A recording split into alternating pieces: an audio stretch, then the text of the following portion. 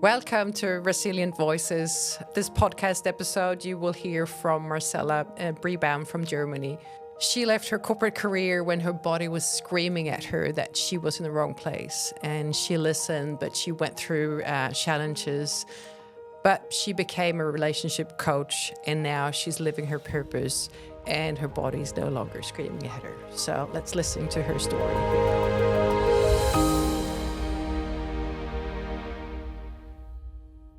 Hi everyone, and welcome to another episode of Resilient Voices. And yet again, do we have an amazing guest with us today. Welcome, Marcella. Thank you. Thank you for the invitation. Yeah, it's so lovely that you want to be here and share your story and what you've gone through and how that made you more resilient. And because that's obviously what we're talking about, resilience. So, Marcella, where do you want to start? With your story, where does that begin?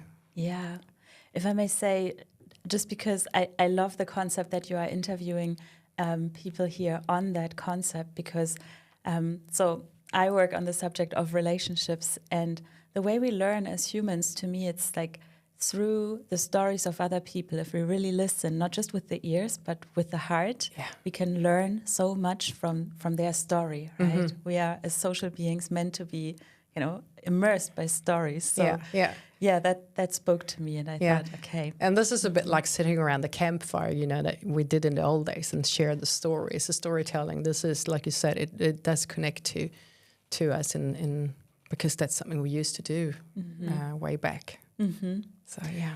So where would I like to start? Yes. Well, I think it might be interesting to start at that moment when I was still in the leadership coaching world. Mm-hmm. And this small voice, all of a sudden, like very silent, but like very small, very fine, started telling me, quit the job, start your business. Was it that clear? It was that clear, but also it was on a Saturday evening. I was cooking. I really know, like I was cooking, standing there, and all of a sudden this voice was there, and it was end of June, and I had a contract at consulting firms. We sometimes have these contracts where if you want to leave, it has to be not just month end, but like month end, 3/4, or like in a quarter kind of thing. So it was Saturday, and I, like, the window to send in my resignation letter was in like 3 days or something like that. and it was not something, that I had thought through or that made sense, or that it was just this clear voice that came out of the blue. Yeah. And I was so afraid. I didn't know what to do with that. I spoke with my partner, and it was very clear I have total nervous system overwhelm. I don't know what to do with this. No way I'm going to send in my resignation letter. But sure enough, so the next quarter started, 3 months, and within the first 4 or 6 weeks, I don't know, like things started to happen, and I was just pushed to ask for a sabbatical, like a month off, like all of a sudden, I don't even remember what happened, but it was very clear my body was in shutdown, and it was like, I need a pause. Yeah. I need to sort this out. And so I had, like, I think 2 months of sabbatical during the summer. Yeah. And I was sitting there and wondering, what to do. Like, what am I going to do next? I hear this calling, but I don't know. The direction is not yet clear. It's not like I have something to hold on to. Yeah. And somehow I went back into my job, and sure enough, again, within like 4 or 6 weeks, it was clear my body is in shutdown, and I finally resigned. But what happened in these 5 months was that, from not knowing at all where it come from, but having my body send me this message, to going on a quest of figuring out what is my life's purpose, potentially. Yeah. I did do a lot of exercises. I did invest a lot of time into figuring things out. And that was when I started modern couples coaching. The idea, the concept, not yet the branding, nothing fancy, but this idea of like, wow, how about I use the knowledge that I gained in leadership teams, but really see my own personal passion for relationships, for talking about love, for standing up for love. Like, how if I bring that together? And that was at the same time this boom that we had in the market around online coaching. It was, I think, it was 2020. So in the middle of the beginning of the pandemic, then. Yes, in the middle of, but in the beginning of. Exactly. That was like still the time when we were thinking, this might just be a one-time thing, and you know it will end soon. Everything will be back to more normal. It was soon. before winter hit. Yes. So not everybody had yet jumped on online. It was really like on the rise, and I signed up for an online coaching program to learn how to do online coaching, even though I had already worked as an online coach for 4 years. But it's just all of a sudden the world shifted, and I started to feel like I need to call in support, I guess. And that was where everything started. And then many things happened. Do you want me to just continue sharing? But so the moment was actually when you heard that voice the first time, and then you spent 5 months and just trying to not listen to it, but you had to, because you took that, because your body sort of said that, now you need to figure this out, because we can't go on as we used to, right? Yes, and really things around me also led me into that direction, right? Sometimes, and only afterwards, only years later, I understood the concept of really somatics or of intuition in that sense. Like, I didn't have any of these concepts ready. I had all the post-it tools and all the things to guide teams on a mental level towards shared decision making and a direction and finding a vision. But when it comes to, let's say, really like truly connecting with yourself on a soul level. Those are different tools, and also they operate at different timings, I would say. It's not so much that do this exercise and you get ready. Like, you can do all these exercises, and then you still need to meet all these people, and you still have to have all these experiences. And the best thing you can have ready by then is like a calm nervous system, or like a relationship with your nervous system, so that you can calm down or you can open up, just like the flows come. For me, what happened in that process, so to take this, how do you say, leap of faith, to say, okay, I'm going to hand in my resignation letter. In that build up to that, I talked to my partner. I made sure, I have all the safety nets ready. I did all the things. I booked the course. I had my first beta clients, all of that. And then I really felt in my body like this is the safest I have ever been. I'm at the prime time of my life as I know it so far. Happy in love. Finances are great. Health is great. Home looks amazing. Like, all the things. Friends are there supporting me. Everything is great. And then it was winter 21. The world was in lockdown. Christmas alone at home. At least that was what it was in Germany. And sure enough, like, also for us as a couple, it was a very intense time. And I don't want to say out of the blue, but to not get into all the details, eventually we decided to end our relationship, which for me in the lockdown meant I'm going to leave my home. I don't have my job anymore. My finances are not as stable anymore, because all of a sudden we are not sharing bills anymore. And also, what the fuck? Like, I'm creating a relationship coaching business, and here I am at the end of my relationship, right? So that was really a tough one to go through in the middle of heartache and the world in pandemic, with all the craziness going on. It was not on my vision board. It was not how I had drafted it. And somehow, to take responsibility for the things that I somehow still put in motion and potentially also partake in and create in. That was the next big stumble stone of... not expected. Unexpected.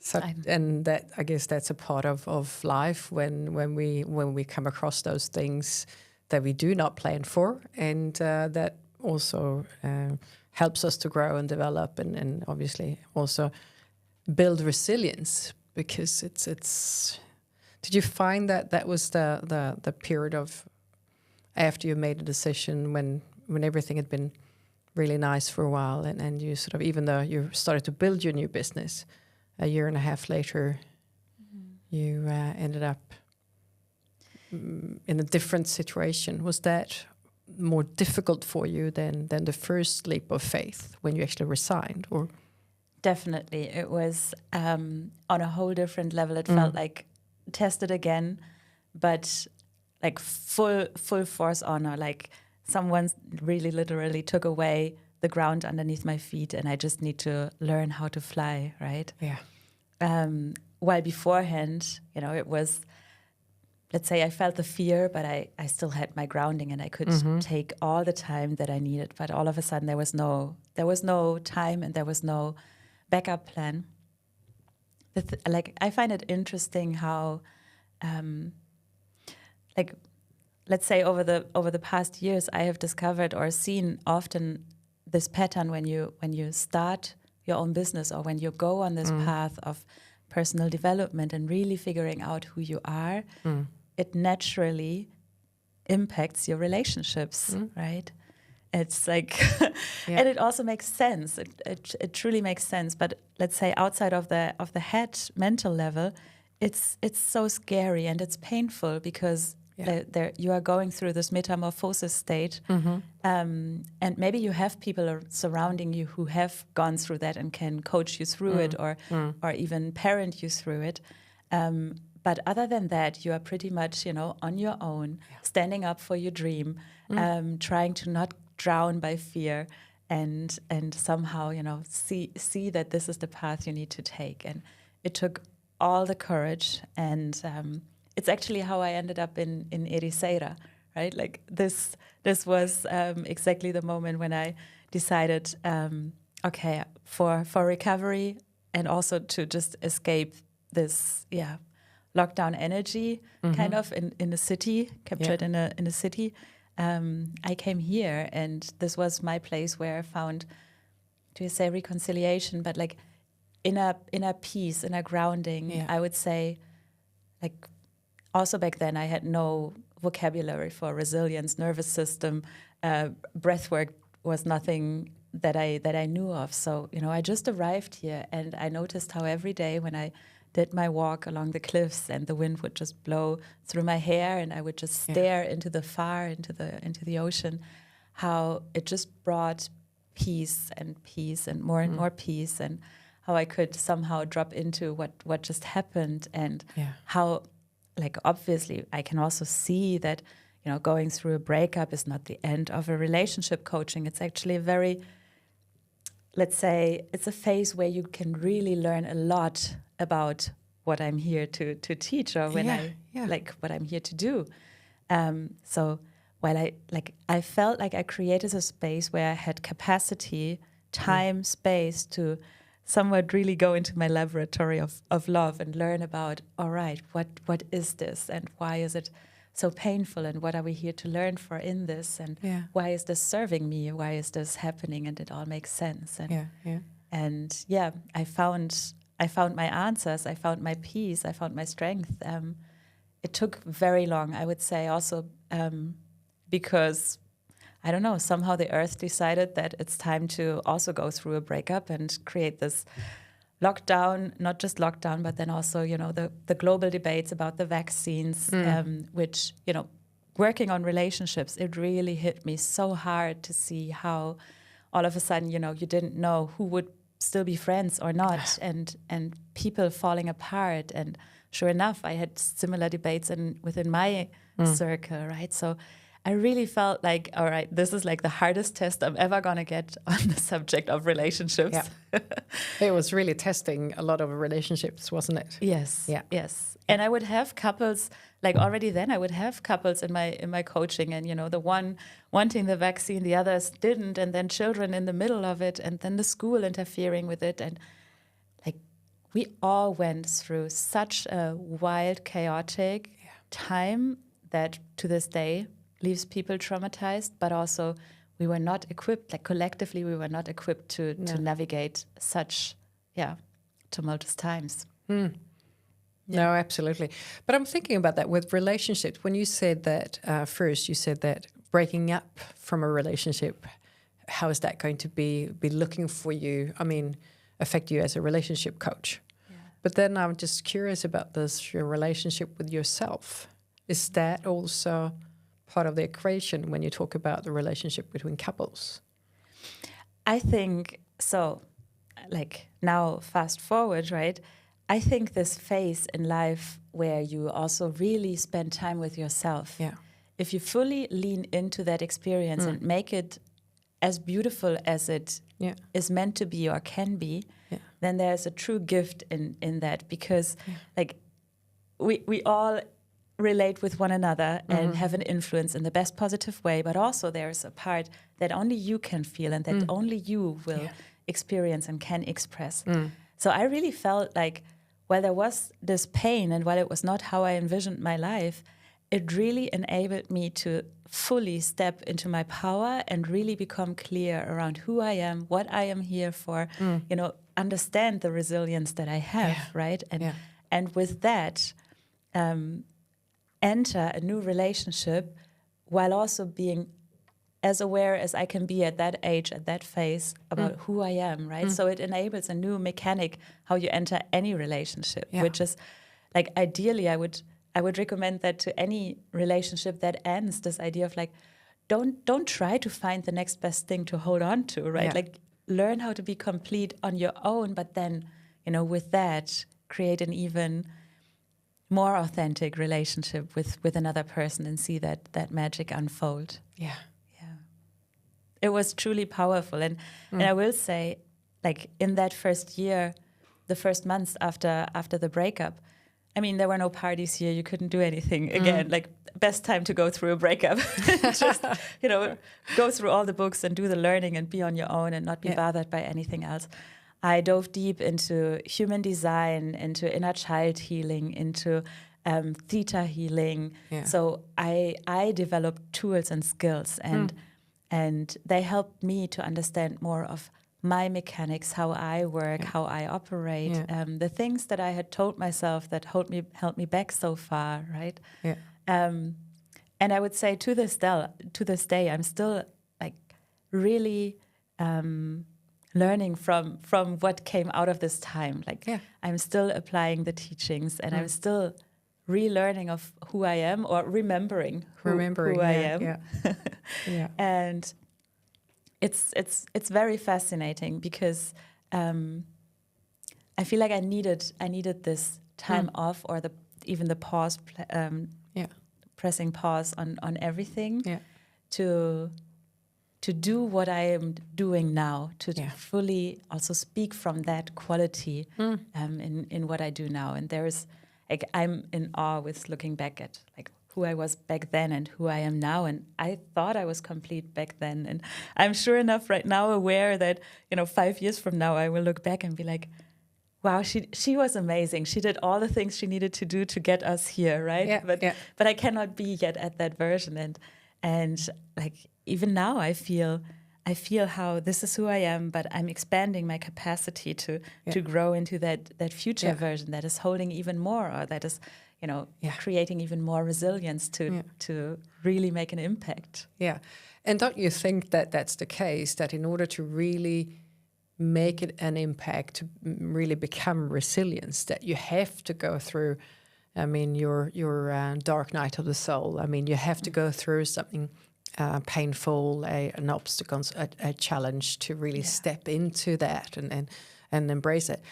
That is, if you actually take that you learn from this, and that you don't, because I mean, if you're too scared, you may just close the door and go back, and you could have, obviously at that stage when you broke up, you could have gone back to find yourself a corporate role again and go back to the sort of safe container. Mm-hmm. I think like what you mentioned around a crisis, I think we all, like, I think it is the pathway of human soul search, or human development, to go through a crisis, right? Yeah. The way it unfolds is different. The way of going through that crisis alone or together, it's different. It's not like you always need to have a heartbreak to get to that, right? The crises come in different forms and shapes, but I do feel that there is this yin and yang motion in our development, right? And if we get out of the thinking of something is good or bad, or dread that we are in this situation and crave to be in the good situation, like if we get out of that and really lean into what is there right now, I think that is where the growth happens.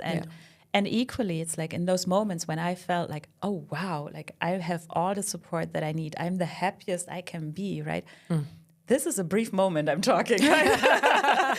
But still I noticed it. And I was fully aware of the special quality of that moment, right? And knowing that nothing is ever, stagnant in that sense. Like I fully took that in. I fully let it into my heart. And also try to shy away, like really try to not believe, okay, now what's the problem that's going to come, right? Like just lean into that. And that was where my creativity window opened. And I, took that bold move that potentially a year later I would not have done. But it's like, I think it all happens for a reason for us. And a superpower is really to be able to write your own story and give it your own meaning from an angle that is supportive of your development. And that has its basis, obviously, of who you are. Yes. At the time when you start your journey, because, like you said, we develop. So you're not the same person today as you were 5 years ago, 4 years ago. It's a different version of you. Yes. Yes. And I think what is really one thing that I want to really give to the listeners, if they didn't really pick up on that, is that this ability we have to take a moment to really embrace a situation when you feel like this is the happiest moment of my life, and just really be with that, really savor that, and know that you can actually come back to that feeling another day when you need it. So, because a lot of people, they tend to live in the bad moments. We're really, human beings are really smart and intelligent, but we're also the only being that can live in past sorrows for forever and ever. But also knowing that we can do the other way around. We can bring those happy moments and the beautiful moments and those emotions to expand. And also have that as, you go to the cupboard and it's like, okay, what emotions do I want today? What do I need to pick up? Yes. You mentioned the cupboard. Like for me, one of the most precious things that I own. I always say that, like, I don't have a fancy TV. Like, I think we are not the generation to have fancy TVs, but let's say I don't have this fancy this or fancy that. I do have a fancy coffee machine, but like the most precious thing that I own is my journals that go back to 1996. Like, as soon as I was able to write, I started journaling and to go back into those books and remember the good, the bad, the ugly doesn't even matter, right? To become aware of this is how I felt in that moment. And this is what it was important for a year later, 5 years later, 10 years later, and to really go and bend time and see how all these things are happening for you. Because nobody else is going to puzzle piece that together for you. Yeah. It's your own superpower, skill, level of, or sometimes just knowing that this tool is so powerful. You think you are, journaling every 20 minutes, a day for 20 minutes because it's on your to-do list. No, you are doing that so that your future self is going to understand certain things that, only make sense over time. And at the same time, you can also bend this time into the future, right? And understand that, oh, wow, I had this belief like back then and look where I'm at and how that happened. Yeah. What if this belief that I'm having today really can become true because I've seen that happen in the past, right? Yeah. And all of a sudden you start really becoming like this architect of in time and space around your own future. And there are certain things that really empower me or help me get there. And my journals is like the most tangible thing there is. So journaling, right? It's like one of the most helpful skills there is to really do that. Becoming aware of my nervous system through breath work, but also really then this moment when I tapped into human design, and I don't know if I need to explain that here, but it is coming from the modern spiritual astrological side, right? But it gave me a tool, a map where I got to see that while I love the idea that we are all equal and we all want and should be treated equal, we are not at all the same. Yeah. And you see it in the business world, right? We try to find measurements where we can all treat each other fairly and equal, but it's such a challenge to actually empower a person to tap into their potential and really become the best version of themselves. Yeah. When they are always measured also with everyone on the same nuances. It's really challenging. Yeah. And I would do tests in that way as well with people. But once I really started to understand human design and started to find my own words of saying, look, I'm good at that, and I'm really not as good at this. And if we do this together, we will become a better facilitator team in this workshop. It's like it set free completely new effects, right? Of like my partner stepping up into his role, me, getting the comfort, stopping trying to be everything all at the same time, competing with others. All of a sudden I started to really address these things that I'm good at and that I'm not good at and that I'm not even enjoying. And once I owned that, it was like, wow, now I'm building a whole new, strong, resilient version of myself that, taps more and more into what she dreams. But I will say, to get there, it was not all on my vision board, and Ericeira was not on my vision board, and having my own podcast was not on my vision board, so to say, right? And like sometimes it's also about being open to the things that fall into your lap or that the universe gives you, because I could not have planned for the world to be in the state that it was at, and it was because of the controversial discussions that we had in Germany that I decided to eventually stay here and say, no, I'm gonna stay here. It's not, I don't need to develop the resilience to be in that energy. I'm not gonna save the world from there, being surrounded by that energy. And I chose, a different environment. Yeah, and I was actually going to ask you that before, this with because knowing that we have our own power and that everything that we create our own reality and that we can, home is where the heart is, and that within us we have everything we need. But then at the same, the physical environment and the surrounding where we're at, the physical location still makes a big difference.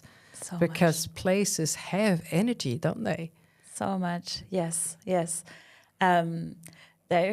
it ontological design? There is a term for it. I might have gotten it wrong, but there is a term for how your environment influences you and how many people pay very little attention to what they surround themselves with. This could be by you live in the city because your job was there, and it's just you chose this apartment because it's practical, and that has an impact on your day to day. But really, let's say it starts with how you set up your apartment.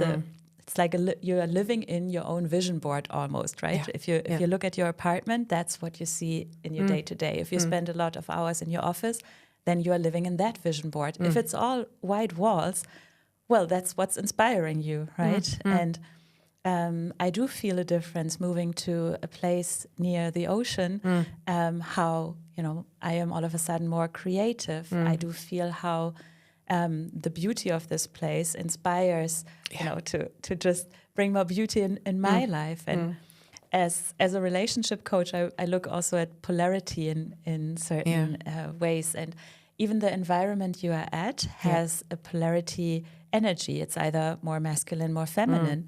And it stimulates you in this way. So there's the saying of a city like New York, you will always feel much more rush and competitiveness and being fast, because things are built up high. It's very much masculine energy. A place like Ericeira, it's, we don't even have, a subway, so to say, where a train passes by every 2 minutes. So that alone takes out stress, and you see how there is more beauty around us, and people are just walking slower. So it will be much more feminine energy around here. It has a huge impact on how you show up, and I encourage people to strongly look at their interior design or the way they see themselves. Right?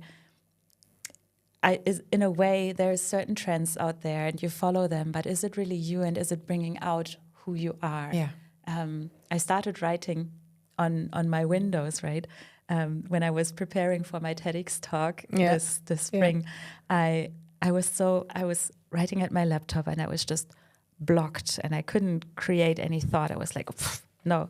Then I started journaling, and it was just like, it's not giving me the perspective that I need. And then I saw, these big windows of my veranda, and I was like, you know what? I'm just gonna use the apartment. I'm gonna be this crazy person that you see in all the movies that are, shifting things around from one wall to the other. And once I got out the pens, like I bought the whiteboard markers and started writing, and all of a sudden it would just flow. And I was like, wow, I need to use my apartment to express myself. It was a revelation for me. Yeah. That's beautiful. Thank you for sharing that. Because I think that I've been thinking about that, how you think that interior design is something for, it's just for the vain, the one that, this is to have nice things around you. That's such a luxury and not necessary, but it definitely have a great impact. Yes. On our well-being.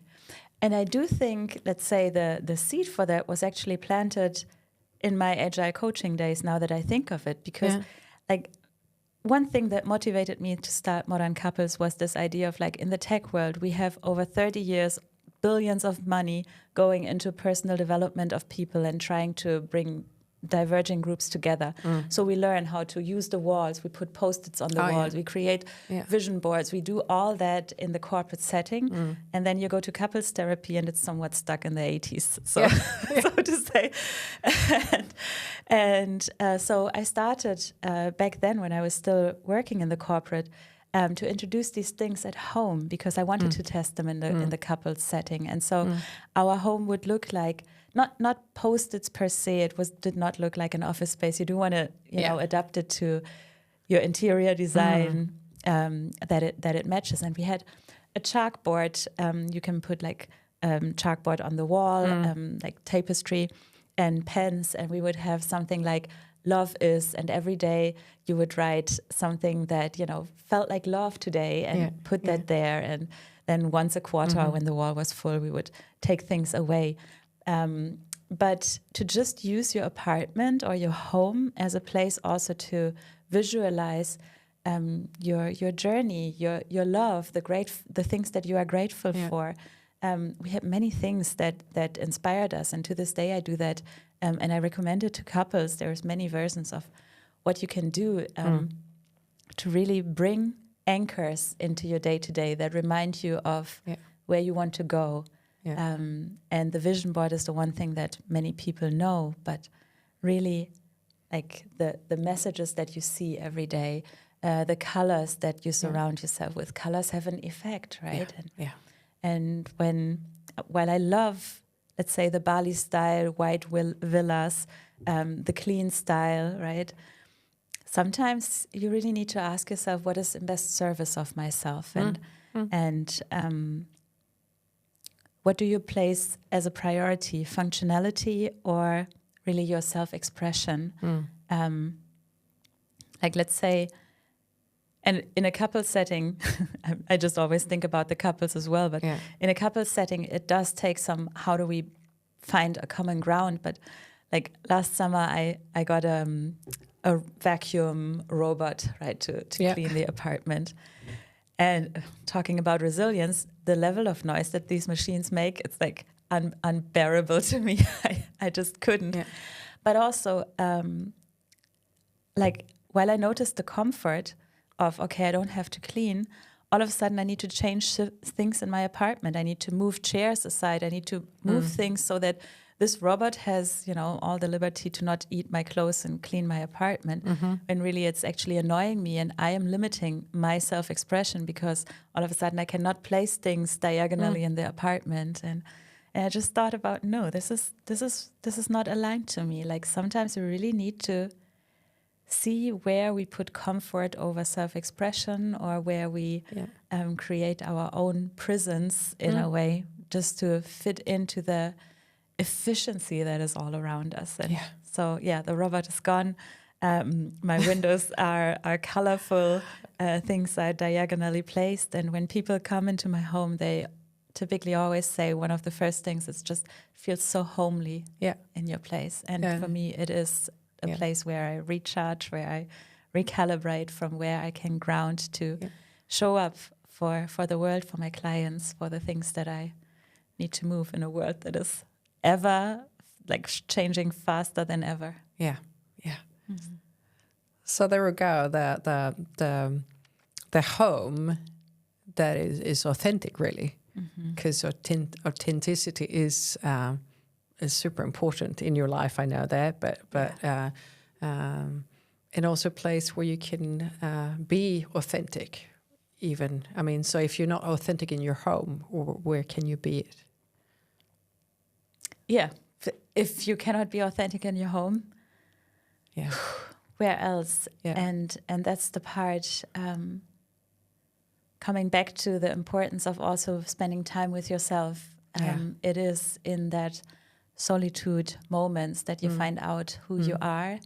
And also from there, once you have found, so to say, this diamond within you, like, odds are you are not willing to compromise on that, which you don't have to in a relationship. But then, when people come together, it does challenge us to find ways of how to relate in an authentic way. And I think it's very healthy to learn how to do that, because there is so much compromise out there in the world where people have learned how to somewhat put on masks or strategize around, not showing their authentic self, but then always wasting potential because we don't see who this person would be in their full authentic self. So if we don't dare to ruffle some feathers, if we don't dare to express our authentic self, it's almost like we are not giving the world, the full potential of this person. And let's say at the stage that we are at, we cannot afford to have people who are not in their full power. It's like we need that. Yeah, we need that, because we're really, I mean, the world, talking about chaos and where we're at in the world, I think that we definitely need everyone to be in their power, as many people as possible anyway.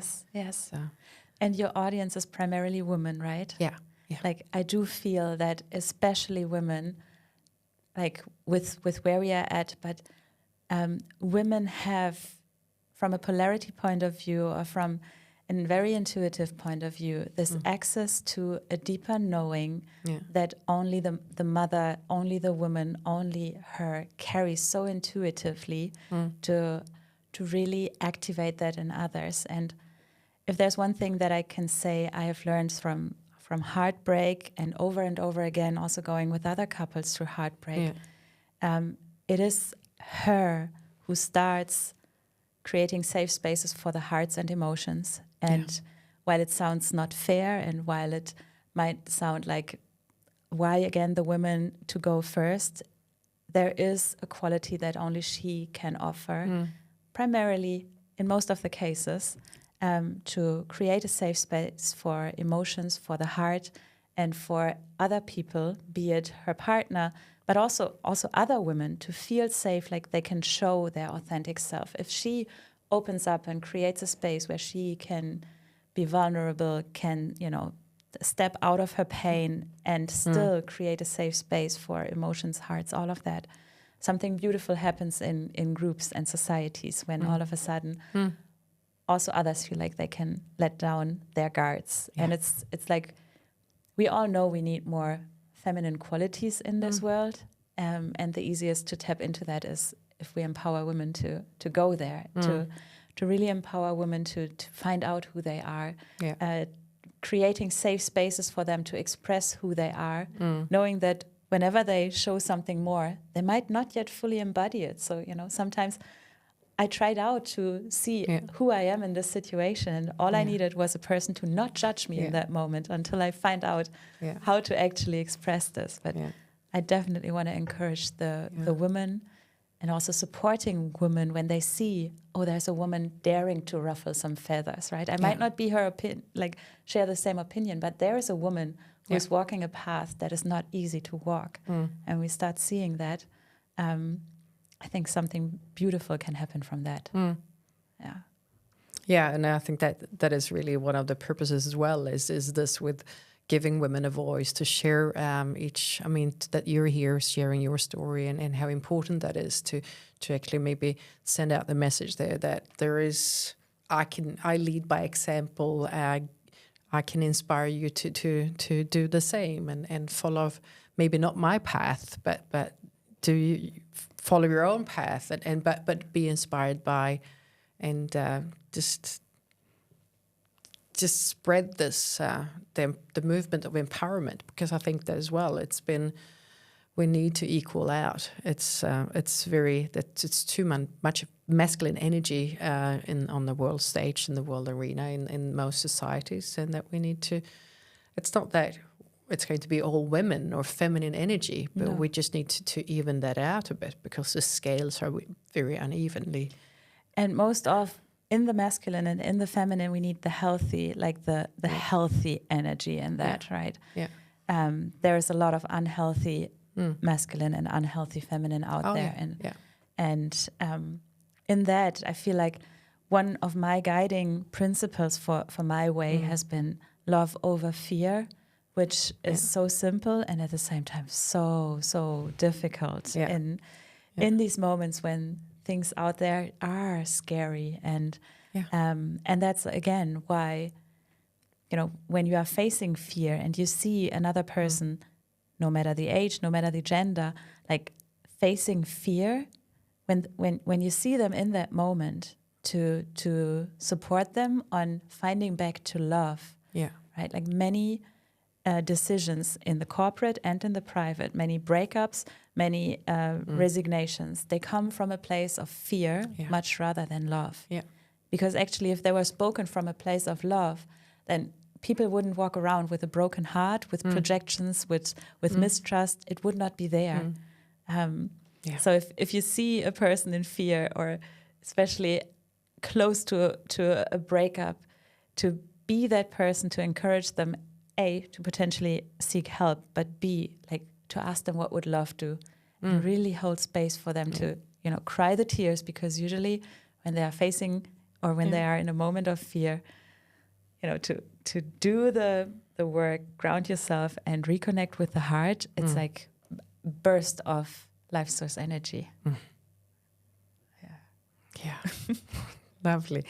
So what are you, if you look back at your story, what advice would you want to give women who are going through a difficult time, and what can you, from your experience, what has helped you, and what do you want to say?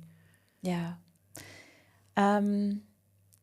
Advice for a woman in a similar position. I think, back then I was in my mid-30s, right? I feel that is also a very unique time in a woman's cycle of life. To no matter where you are at, to find why this is happening for you in this moment as a gift to step even more into your power. I think that should be like the guiding question, because especially as a woman, we are always somewhat, meeting with judgment around who we need to be in our professional career, in our family career. And then mid-30s is this phase where you need to have this and that, but also kids and also married and all of that. And the pressure is really high in that phase, right? So the idea that, what is all the layers in the judgment versus what is it that you truly are? And potentially, in that phase, you are as skillful as you have ever been. You have hopefully the resources as much resources as you never had before. It's like the perfect moment to fully find out who you are, so that anything that you call in from now on is going to be like a 100% match to support you in becoming your highest version, right? Until then, everything was more or less like guidance of who, the family that you were born in, and then maybe there was luck in which job you got, and maybe there was, need-based things happening, and also in love it was attraction, so trauma bonds. Now is the time to actually, reclaim your power and make sure that any step that you take from now on comes from a place of love and really making your life count. Like, what are you here for? And in that, I've shared a few of the tools that helped me along the way, right? Of figuring this out. But man, like resilience and stepping into your power, it's the courageous move. It's not easy. Yeah, and even though you have feel fear, still be guided by your inner voice and just continue exploring that and knowing that even if it's difficult, it is, like you said, life is happening for you. Like with this voice, to go full circle back, like this voice, it's to this day a mysterium to me. It has spoken to me a few times. Through human design, I kind of found words to explain where it is coming from. But like for a human to find a relationship with their intuition and potentially other voices that speak to them, that's a whole different level, because we are so logically centered. But I am still in the process of really trusting that voice, because I know when it comes, it scares me so much. It's like it's calling something out that I cannot yet comprehend, and where it feels like, oh wow, I'm flying, and I'm not sure if I'm ready for it. But it is it is the most magical thing to experience, like when you have these. And also, don't you think that you don't get more than you can handle? So if you get a voice that this is your core, this is what you're going to do. It's like, okay, I hear you. It's a bit scary, but I will embrace it because I know that I can do it. Or I get better at it. Yes, definitely. There is a difference between my intuition, where I do have that trust, and this voice that comes out of the blue, out of nowhere. And I cannot control it. I cannot predict when it's coming, and I cannot say like I can fully do it. But I think it would be like, I always want to lean into that, and I get better and faster at it. Definitely, yes. Like over the years, I've gotten faster at decision making. I've gotten faster at and not because everybody has to become fast at decision making, but just because really I developed a feeling of like, my gut is telling me this. I know this is. Like my gut leads me to good directions. I do it, and I can handle what comes. I can handle the chaos that happens afterwards. But that is inner knowingness that you can trust your gut feeling, that you're guided. Yes, so I do trust my gut feeling. Yes. I think it's a better place to be, trusting that, than your mind, because you don't never really know where that comes from. Your thoughts and. Is that your thoughts, or is that something that you just been? It's in your program, and I mean, many of these thoughts come from the media that I consume, or again from the messages that I surround myself with that are in my home or where I live. And maybe you've felt that too. I would be curious, but ever since I live here, I notice how, whenever I go to the airport, whenever I go to the city, to a shopping mall, like I'm instantly overloaded. Like instantly, my body is stiff, tight. I have no clue how people handle the amount of information. Like last summer, after my TEDx talk, I was in New York, and I love that town, that village, the little village of New York. But I really noticed how my body is no longer capable actually to sustain under that pressure. And once you don't have all the advertisements, billboard charts, music here, music there, once you don't have that, like you can actually, like here when I go for a walk, I can actually listen to myself, right? And I have ideas come up.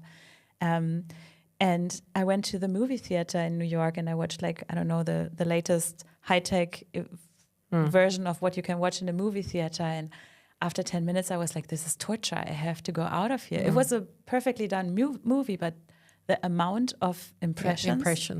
I thought, where are we at? What's happening to us? Like, how come people are not under their seat right now? This is yeah, I can relate to that. Absolutely.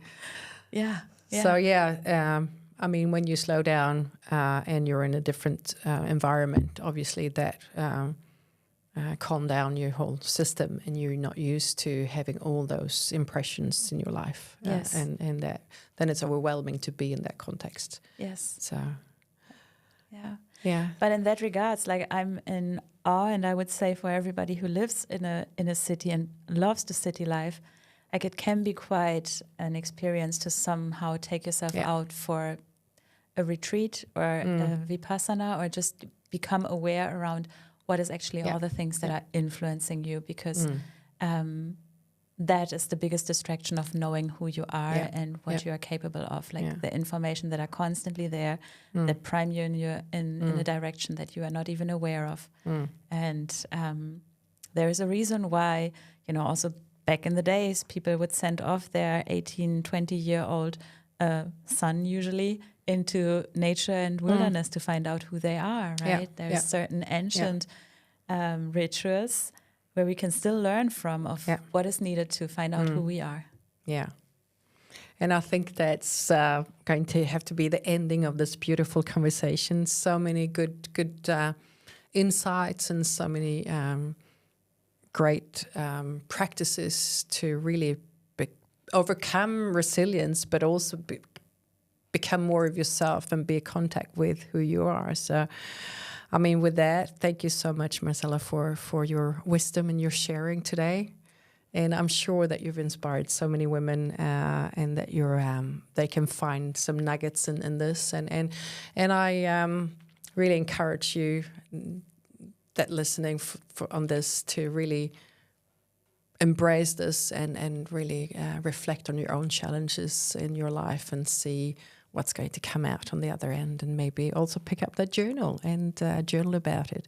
And of course, make sure that you find some time in a different environment that is a bit more quieter, depending on where you live, of course. But I think that's super good advice for people, women that wants to explore themselves and take their experiences into something more, something greater. Yeah. So we need more women in their power. Yes. Yeah, we do. Go indeed. for it. So thank you so much again, Marcella. And in this next episode, we will hear another amazing, brilliant woman that will share her insights and inspire you all. And until then, just go out there and be amazing.